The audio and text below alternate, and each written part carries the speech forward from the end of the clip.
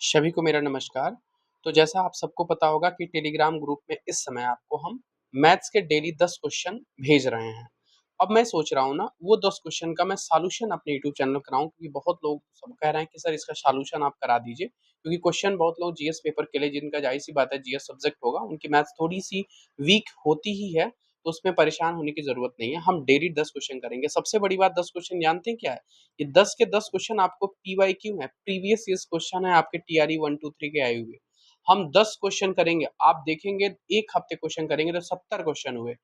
10 दिन करिए, 100 क्वेश्चन हुआ। आप 100 क्वेश्चन जिस दिन कर लेंगे, आपको ऐसा फील होगा कि हम बहुत अच्छा कर ले रहे हैं, क्योंकि आपके क्वेश्चन रिपीट भी होंगे, और जब कॉन्सेप्ट डालेंगे तो आप खुद से एक बार मतलब लगाने की कोशिश करिएगा। तो सबसे पहले इसके लिए आपको टेलीग्राम चैनल ज्वाइन कर लीजिए, पीडीएफ आपको वहाँ पे फ्री मिलती रहेगी, बस आपको सॉल्यूशन करने हैं। और नहीं कर पा रहे हैं तो एक बार आकर के आप मेरा यूट्यूब चैनल पे इस वीडियो को देख लीजिएगा, सभी चीज़ें आपकी क्लियर हो जाएँगी। चलिए, मैं प्रयास करूँगा कि अपनी बुद्धिमत्ता के अनुसार कि मैं आपको बहुत ही सरल भाषाओं में इस मैथ्स का जो भी जानकारी हो मैं आपको दे सकूँ, हर एक क्वेश्चन को करा सकूँ। तो चलिए हम पहले क्वेश्चन पे आपको लेके चलते हैं। देखिए, आपका पहला क्वेश्चन क्या कह रहा है, ये न बोट एंड स्ट्रीम्स का क्वेश्चन है। एक आदमी है जो धारा के अनुकूल का मतलब होता है कि जहाँ पर नाव और धारा दोनों एक साथ चलती है, नाव और आपकी जो स्ट्रीम होती है दोनों एक साथ चलती है, अनुकूल होता है। वो 30 किलोमीटर और धारा के विपरीत 18 किलोमीटर नाव से चलता है। उसमें कह रहा है कि वो हर बार 5 किलोमीटर लगाता है, 5 घंटे का टाइम लगाता है, तो धारा का वेग बताना है। आप ये बताइए, जब अनुकूल दिशा में चलेंगे तो नाव की दिशा और स्ट्रीम मतलब धारा की दिशा दोनों सेम होती है, जिसको हम डाउन स्ट्रीम का नाम देते हैं। जिसका मतलब कि बोट और स्ट्रीम दोनों एक साथ चलती है। और यदि हम चाल की बात करें तो चाल बराबर होता है दूरी बटा समय। क्या होता है चाल बराबर? दूरी बटा समय। तो सबसे पहले इस धारा का वेग निकालें हम, यहाँ से पहले हम अनुकूल चाल निकालें, तो आपका क्या होता है दूरी बटा समय, और दूरी हमारा दिया हुआ 30 किलोमीटर और टाइम दिया हुआ 5 किलोमीटर। इसका मतलब 6 किलोमीटर प्रति घंटे की रफ्तार से वो अनुकूल चाल चल रहा है। यदि हम अप स्ट्रीम की बात करेंगे, मतलब कि यदि हम प्रतिकूल चाल की बात करेंगे, तो ये होता है बोट माइनस स्ट्रीम का मतलब कि सीधे विपरीत दिशा में चल रहा है। मतलब कि जिधर नाव चल रही है उधर से नहीं, वो सीधे उसके विपरीत होकर के स्ट्रीम होकर चल रही है, मतलब कि बोट चल रही है आपकी धारा के विपरीत दिशा में। और इसकी जो दूरी दी हुई है वो 18 किलोमीटर दी हुई है, लेकिन समय इसमें भी 5 घंटे का लग रहा है। जब इसको भाग देंगे आप, तो 5 तिहाई 15 और 5 छक्के 30, यानी 3.6 किलोमीटर प्रति आवर। बहुत लोग मैथ्स पढ़े होंगे, तुमको पता होगा, जब आपको धारा का वेग निकालते हैं, जब आप डायरेक्ट आप धारा का वेग निकालते हैं, तो इसमें क्या होता है, इसमें आपको डाउन स्ट्रीम में से अप स्ट्रीम को निकाल करके 2 से भाग दे देते हैं।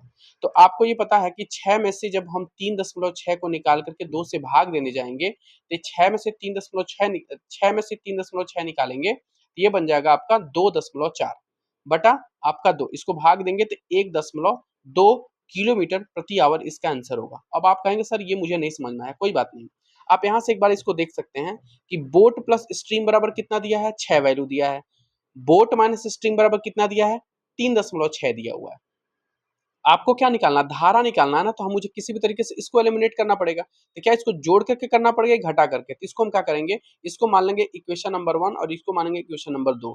अब इन दोनों को क्या करेंगे, हम माइनस करेंगे। तो boat plus stream minus boat minus stream, इसको माइनस करेंगे और 6 में से 3.6 को माइनस करेंगे। ये बताइए, इसको ब्रैकेट को ओपन करिए। इतना तो सबको पता होगा, ब्रैकेट ओपन करेंगे, यदि माइनस है तो अंदर के सारे सिंबल क्या होते हैं, चेंज हो जाते हैं।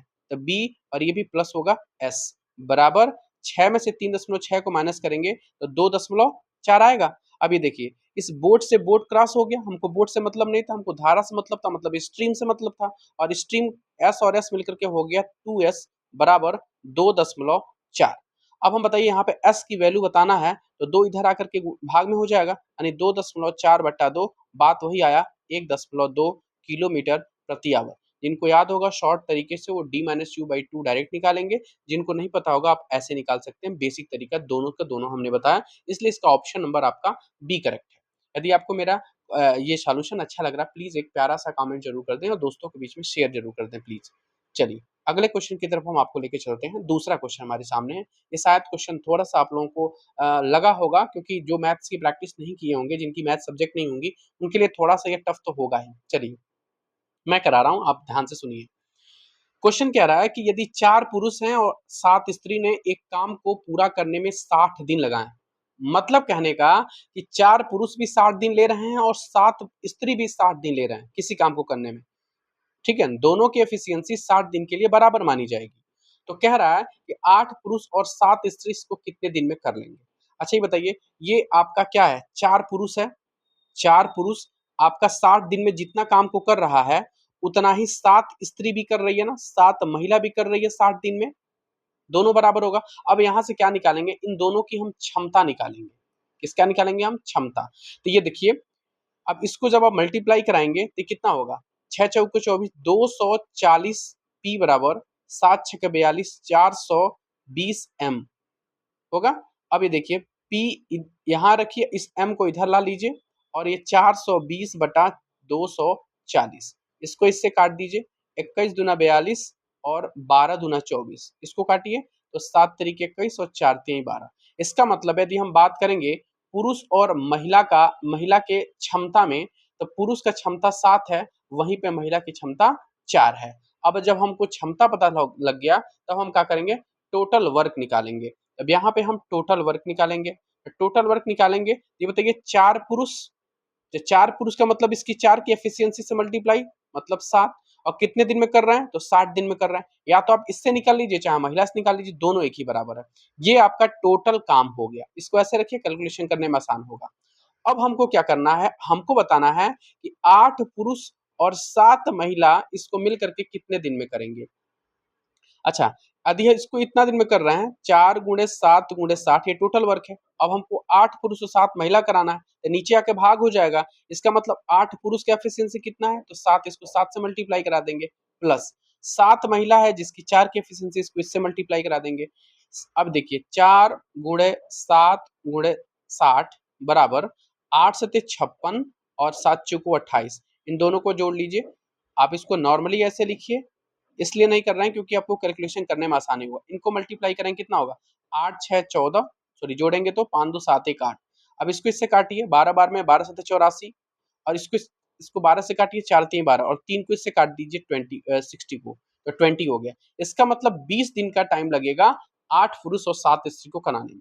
समझ में आया कि नहीं आया। सबसे पहले क्या करेंगे आप, इन प्रकार के प्रश्नों में सबसे पहले आप क्षमता निकालते हैं, क्षमता निकालने के बाद कुल वर्क निकालेंगे, टोटल वर्क निकालेंगे, तभी तो पता लगेगा। अब टोटल वर्क पता लग गया, अब उसी काम को कराना है ना इन लोगों से, तब तो ये तो हमारा क्षमता आई गया, पुरुष का क्षमता निकाले, स्त्री की क्षमता निकाल लिया। अब इन दोनों दोनों की क्षमताओं को जोड़ करके और टोटल वर्क में भाग दे देंगे, आपका वहीं से पता चल जाएगा कि ये कितने दिन में काम करेंगे। उम्मीद करते हैं आपको पसंद आ रहा होगा। प्लीज लाइक का बटन जरूर प्रेस कर दें, और हाँ, इसकी कंप्लीट पीडीएफ के लिए ना आप मेरे टेलीग्राम चैनल को ज्वाइन कर सकते हैं, ग्रुप है बहुत अच्छा है, आप सब लोग वहाँ पे ज्वाइन कर सकते हैं।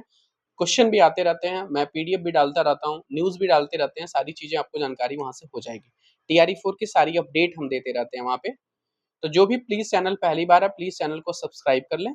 चलिए अगले पॉइंट पे हम लेके चलते हैं, बहुत जल्दी हम सोचेंगे इसको करा लें, लेकिन हाँ, इतना भी जल्दी नहीं कि आपको समझ में ना आए। चलिए अब आते हैं प्रॉफिट लॉस पे, क्वेश्चन पे हमारा कि एक आदमी है और एक वस्तु को 25% लाभ पर बेच रहा है। यदि उसने 20% कम में खरीदा होता और इसको 10 साढ़े 10 रुपए हानि पर बेचा होता तो उसे 30% लाभ प्राप्त होता, तो वस्तु की लागत मूल्य बताइए। देखिए हमारी बात समझिएगा, एक वस्तु है जिसको हम 100 रुपए में खरीद के ला रहे हैं, ये हमारी कास्ट प्राइस है, और 25% के लाभ पे बेच रहे हैं, मतलब कि ये सेलिंग प्राइस है। 25% के लाभ पे बेचेंगे तो 125 रुपए में बेचेंगे कि नहीं बेचेंगे।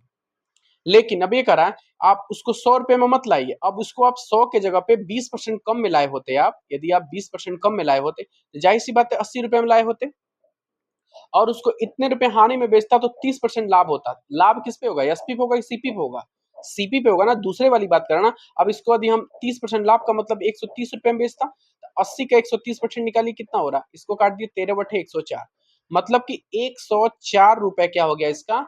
अब ये इसका लाभ प्राप्त करता है यदि बेचता 104 रुपए में, तो लेकिन ये कह रहा है कि इसको हानि कितनी की हो रही है, 10.5 रुपए में, नहीं 125 रुपए में यहाँ पे बेच रहा है और 104 रुपए में यहाँ बेच रहा है, तो इन्हीं दोनों का डिफरेंस ही तो हानि है वो। तो इनका हानि कितना है, 21 रुपए की। अब एक बताइए 21% यहाँ समझ लेंगे, यानी 21 की वैल्यू आपकी 10.50 दिया हुआ है, तो आपकी वस्तु की लागत कितनी है, 100 है ना, तो 100 की वैल्यू कितनी होगी, तो ये बताइए। इसको इससे भाग दीजिए, 10.50 बट्टा 21 गुणे 100।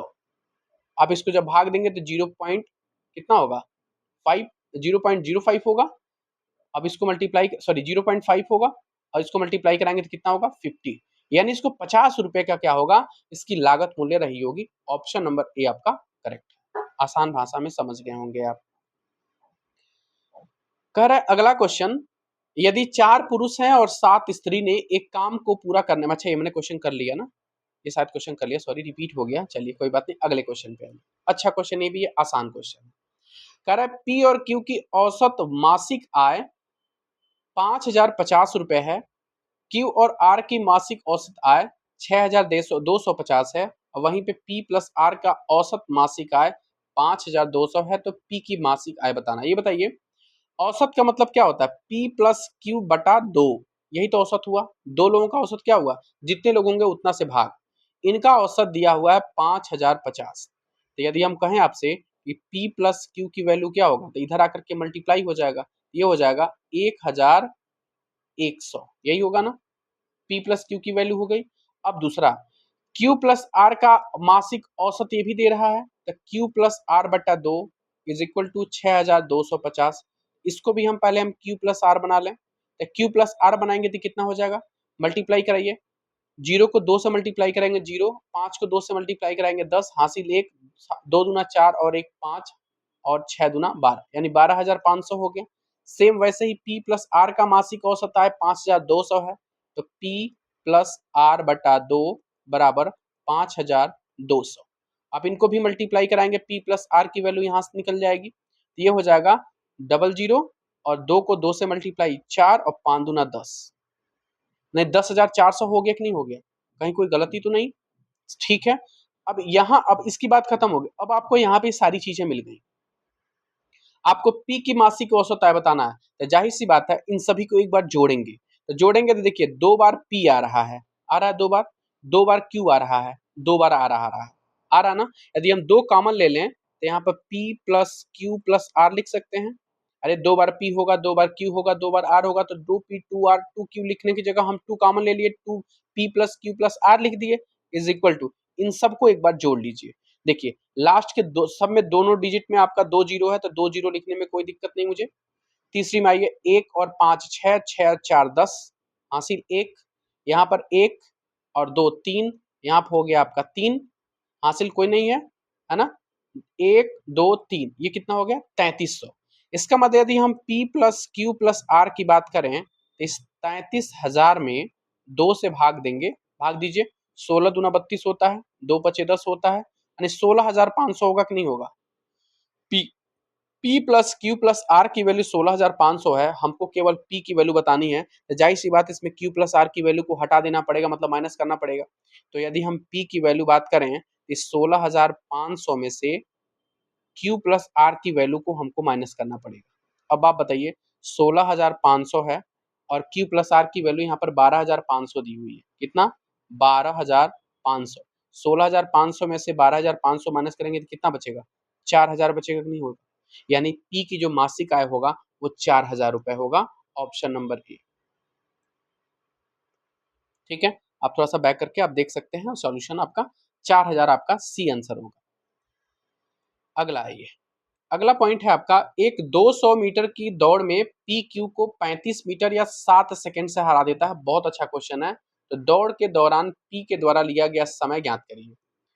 देखिए ये यहाँ से लेकर के यहाँ पे इसको दौड़ना है, दो व्यक्ति हैं, एक पी है और एक क्यू है, दोनों आपकी डिस्टेंस कवर कर रहे हैं यहाँ से लेकर के यहाँ तक। अब ये बताइए जो हराएगा, जाहिर सी बात, तो कंप्लीट दूरी, कंप्लीट यहाँ से यहाँ तक दूरी गया होगा, वो पूरा का पूरा गया होगा, तो 200 मीटर तो गया होगा, कौन, पी गया होगा, लेकिन 35 मीटर से किसको हरा रहा है, क्यू से, तो जाहिर सी बात है 35 मीटर पहले ही तो रुका होगा क्यू, यानी 35 इसको निकाल देंगे तो 165 मीटर हो जाएगा कि नहीं हो जाएगा, क्यू के द्वारा चली गई दूरी है ये, यही है ना, पी और क्यू की बात है ना। तो यहाँ पर देखिए अब ये 165 हो गया। अब ये बताइए हमको, ये 35 ये चला है, ये 35 मीटर है या 7 सेकंड है, तो यहाँ से आप निकाल सकते हैं ना चाल, तो चाल बराबर होता है दूरी बटा समय, यानी 35 बटा 7, यानी ये हो जाएगा 5 मीटर प्रति सेकंड। यदि हम क्यू का समय पूछें आपसे, तो 165 बटा 5 हो जाएगा, मतलब कि समय बराबर होता है दूरी बटा चाल, तो दूरी 165 है, और चाल आपका 5 है, तो ये 33 सेकंड होगा।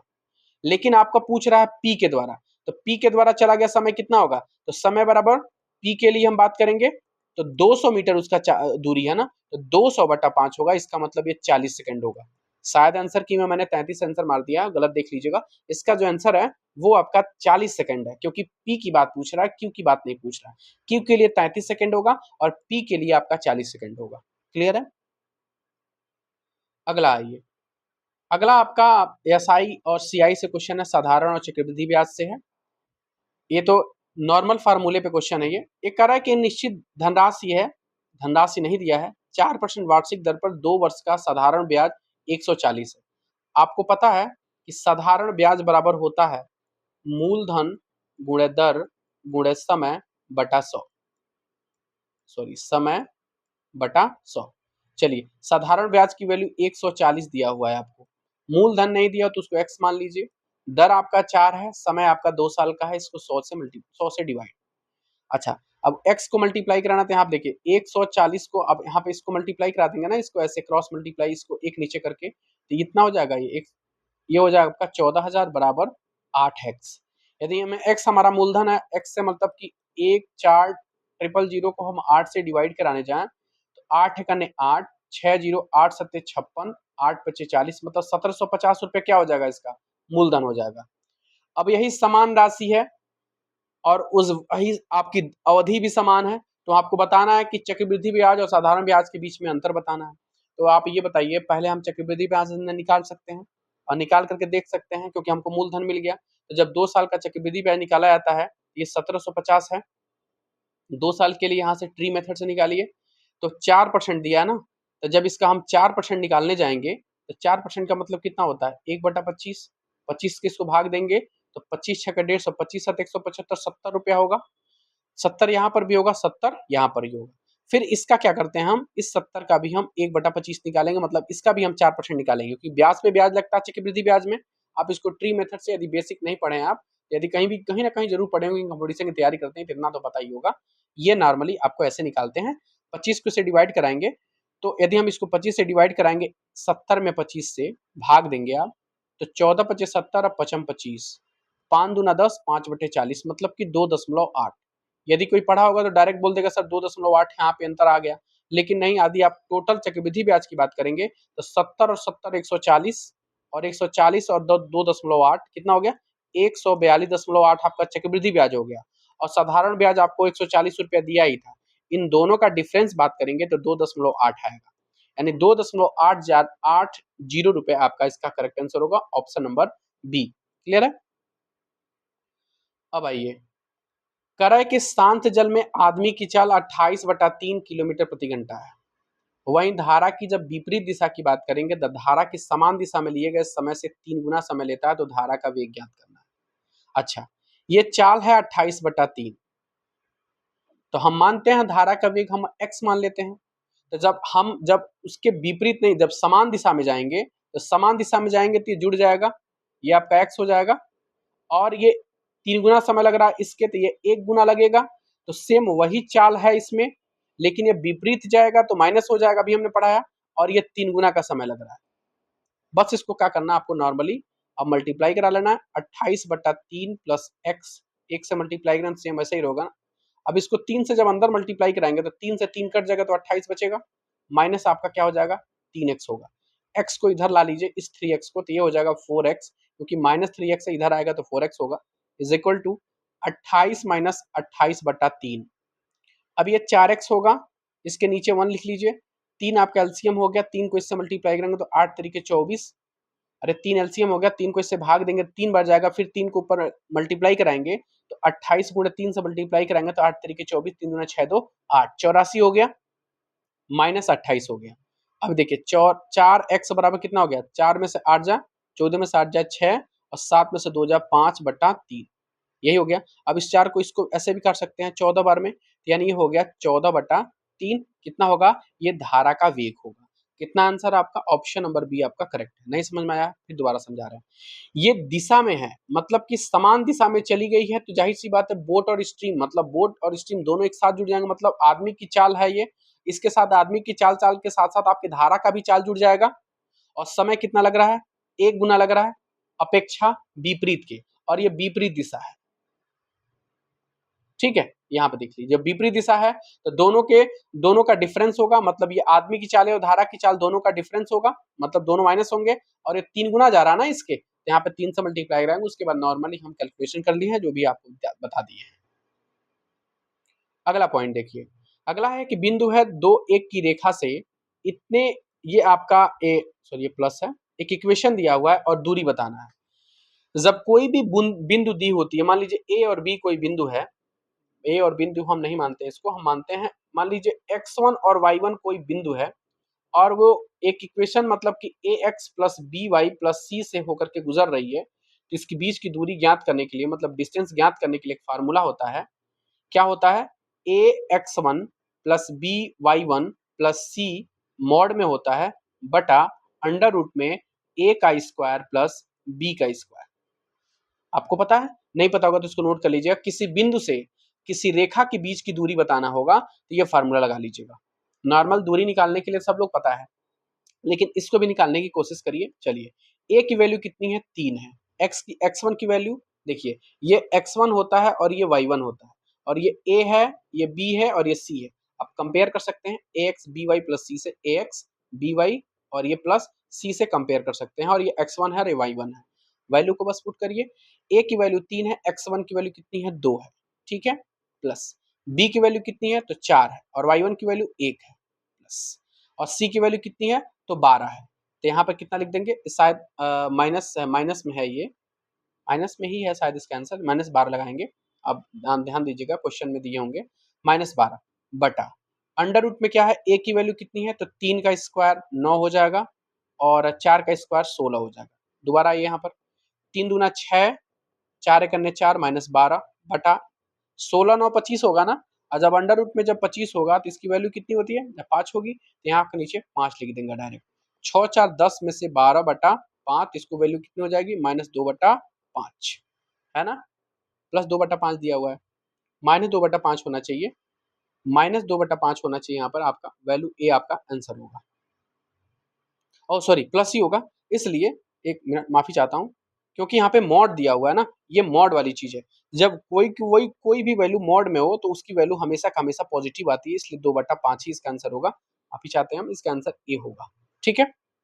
चलें आगे, चलिए अगला क्वेश्चन है, लास्ट क्वेश्चन है आपका, कह रहा है कि एक वितरण में 20 प्रेक्षणों का माध्य आपका दिया हुआ है 15, 30 प्रेक्षणों का माध्य दिया हुआ 25, दोनों का संयुक्त माध्य बताना है। जब वहां पे संयुक्त माध्य बताएंगे आप, तो 20 प्रेक्षणों का माध्य, तो टोटल कितना हो जाएगा, 20 गुणे 15 होगा, 30 प्रेक्षणों का माध्य 25 है, तो टोटल कितना हो जाएगा, 30 गुणे 25 टोटल बटा, और नीचे कितना नंबर है प्रेक्षणों का, नंबर ऑफ प्रेक्षण, तो 20 और प्लस 30, ये तो आसान क्वेश्चन था।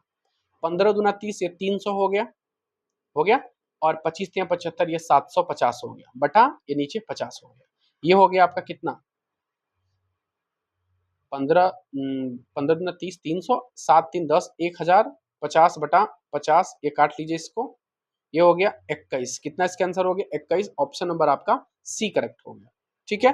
तो सारे सॉल्यूशन हमने करा दिए हैं, आप कर लीजिएगा, और फिर कल आपको मिलेगा इसी टाइम पे 9 बजे आपकी वीडियो मिल जाएगी, रेगुलर मिलेगी। आप पहले क्वेश्चन करने की कोशिश करिएगा, उसके बाद सॉल्यूशन को देखिएगा। धन्यवाद। हाँ, टेलीग्राम चैनल जरूर ज्वाइन कर लें, लिंक आपको हम दे दे रहे हैं डिस्क्रिप्शन में भी, कमेंट बॉक्स में भी आपको मिल जाएगा।